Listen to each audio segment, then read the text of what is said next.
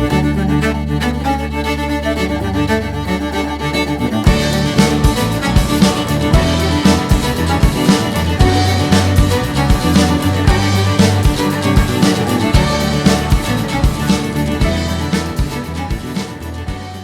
my name is Andrew Curry. This is episode 1 of the Saints and Scholars podcast. This podcast has been designed in particular to help us reflect on the history of the island of Ireland, in particular our Christian history, and even more particularly the history of the Irish Baptists here on the island. It is 100 years, 2021, 100 years since the Republic of Ireland gained its independence from Britain, and 100 years as well since that partition was drawn through the island and Northern Ireland as well was established. Therefore, this particular year, it seems an appropriate one to reflect on the history of Christianity on this island and all of the contemporary issues that are also causing obstacles and difficulties and requiring a lot of thought for us as evangelicals here on the island seeking to see the gospel move forward across the island. That what is simple in concept becomes very complicated the more you think about what we're trying to do. For we're talking about an island, and yet an island with two different jurisdictions. The south, the Republic of Ireland, and then Northern Ireland itself, that little country that's still part of the United Kingdom. What has made that even more tricky to think about a movement, a church movement across these two jurisdictions is made all the more complicated as we think of the contemporary significance by what is constantly changing, what is a constantly changing society. When you add in COVID and you add in the complexity of Brexit, you add in all of these recent laws that have changed in relation to abortion and the definition of marriage. There's so much flux that is taking place on the island, both north and south of the border, that adds an intensified level of complexity to this. And yet this podcast primarily is not to give definitive answers, but it's designed to ask questions. Normally what we'll be doing is we'll be interviewing different people, pastors, people with significant responsibilities across the island, experts in history or contemporary issues from the island and elsewhere, and seeking to ask them questions that hopefully foster a greater reflection amongst us on the island as to the complex history and contemporary scene that we find ourselves in. I am the host of the podcast. My name is Andrew Curry. I am the pastor of Emmanuel Baptist Church in Lisburn, Northern Ireland. That church is part of the Association of Baptist Churches on the island that just last year celebrated their 125th anniversary. I sit in the executive committee of the association, and I'm also part of the Irish Baptist Historical Society, and I sit in their committee as well. I grew up myself in an Irish Baptist church plant. My father was sent out by Baptist missions to go and plant a church, and was sent up near the north of the island in Ballymoney, and planted the church there. And it was there that we grew up and were really cared for, loved, and influenced by the body of believers that God had gathered there in Ballymoney. And so that's who I am, but I want to explain why in particular I'm interested in help and seeking to reflect this particular year. When I was at school, I went to a good school in Ballymoney, Dalriada, but there in school, and even the primary school before, Ballymoney Model Primary School, we were taught a lot of things about history, and actually had a very rich kind of world history that we were influenced by, and we dabbled in different spheres. In primary school, we talked about the cavemen, we even did a little excursus on pirates, and we talked about the Romans, and we talked about the Vikings. P7, we talked about the Victorians, and had that essential trip to the Ulster Folk and Transport Museum. Then we went to secondary school, and there we were taught a lot of history as well. We were taught about the Battle of Hastings. We focused on World War II and some of the issues around that. But the one thing we were never taught anything about was really contemporary history. Where did Northern Ireland actually come from? Why is the Republic of Ireland a separate country? And that recent 100 years was something that was never discussed. Now, I understand, given the complexity of the situation on the island at the time, why those things were avoided. And yet at the same time, there is something that I feel has been lost in someone like myself and many others across the country who were just taught the national curriculum, really weren't taught anything about their recent history and where that and the issues that contemporary society faced bubbled out of. And yet, whenever you would watch the news at night, whenever you would hear parents or older folk talk, they would always be talking about the conflict, the troubles. You were aware every July about everything shutting down with marching season and the intensified suspicion and worries that would come with summer on the island. As a family, we always made a point to try and go away from the island during those summer months because of the heat that was associated with everything.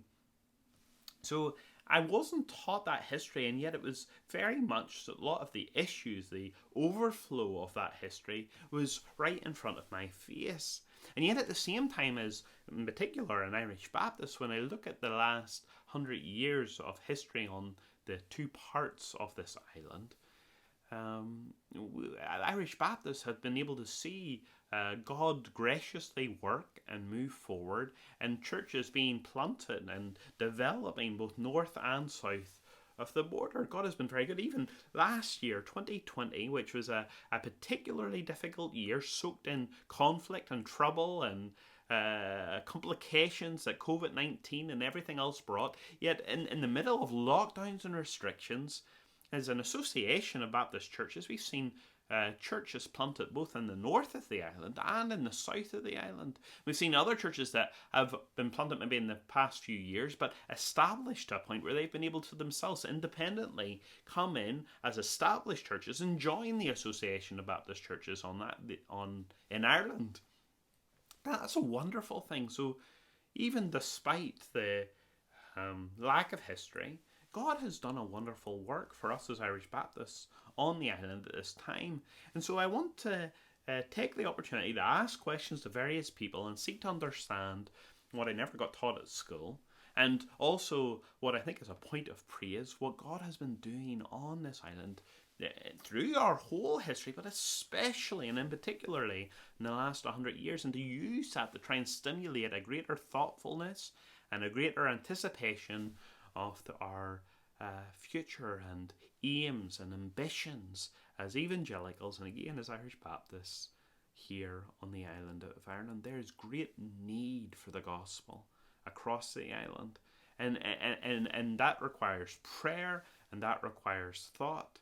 We need to be looking to God, and we need to be stepping out with faith at this time. And those successful church plants that have taken place for the last few years, I think, is evidence that this is a strategic time for to be moving forward with the gospel across the whole island of Ireland.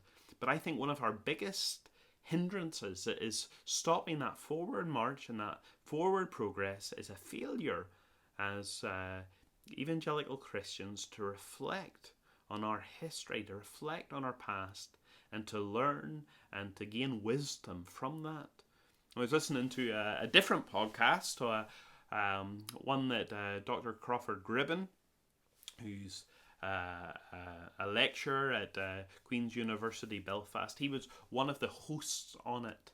And he was talking in the middle, and he was asked a question about how people in, especially Northern Ireland, and especially his students at the university, viewed history and viewed their past.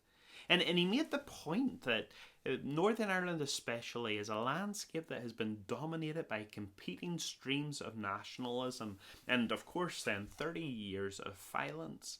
And so people on this island, and especially in the north of the island, they want to be focused on the future. They're scared of the past. The past is associated with trouble, with bigotry, with conflict, with so much that has caused pain to many, many families. And so because of that, there's been this massive reaction against our past and a swing towards simply wanting to talk about the hope that comes by a shared future together. Now, there is good and there is truth and there is something right about looking forward, and yet at the same time, if we don't look at our past, to take that old proverb, we're destined to repeat it. If we don't learn the lessons from the past, we will repeat it. And indeed, when we think of the Bible, when we think of Scripture itself, Scripture is full of calls for believers to look and to learn from the past. We're meant to look back. We're meant to learn about the temptations and the sinfulness and the tendency to depraved, aggressive movement away from God, and even attack and hatred of our fellow man. And we're to learn from that, and at the same time to learn and to see how God, even in that miserable, sinful past, is able to work out his glorious purposes and to advance his cause here on earth. One of the passages of Scripture, I'll just read one verse from Deuteronomy chapter 32. Well, one of the passages that talks about that reflection is found in Deuteronomy chapter 32 and verse 7. This is part of the Song of Moses. This old man, 120 years, is about to leave this earth. He looks back and he sings this song, and in the middle of it, he highlights the need to reflect and to learn from what has happened before. It says, Deuteronomy 32 verse 7, "Remember the days of old. Consider the years of many generations. Ask your fathers, and he will show you. Your elders, and they will tell you."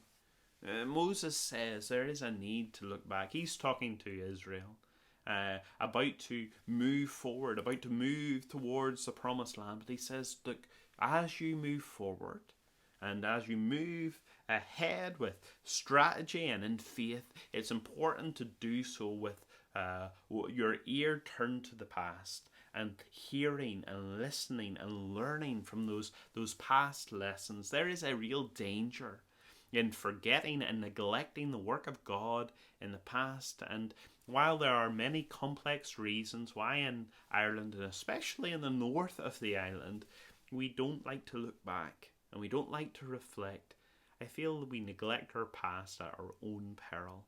If we fail to value God's work and to learn from our spiritual parents or spiritual elders of the past in this island, I think we are selling ourselves short.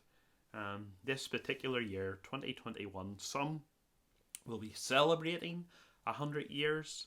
Some will be mourning 100 years of partition. This podcast doesn't seek to do either. It's not trying to align itself with any particular agenda in that sense. What it's seeking to do is simply ask questions and to hear from various people in order to stir us up and to cause us to reflect more on our past.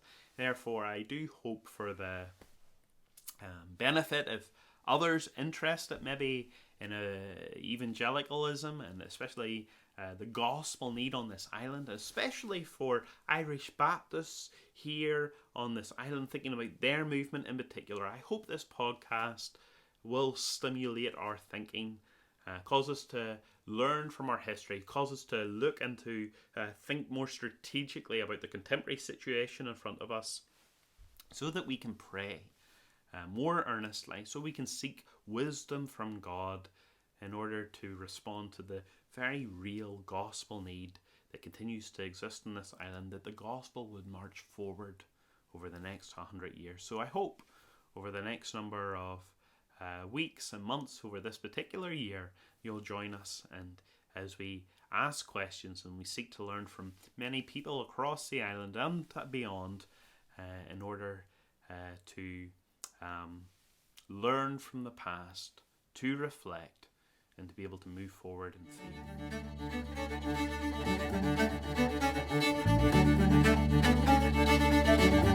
faith.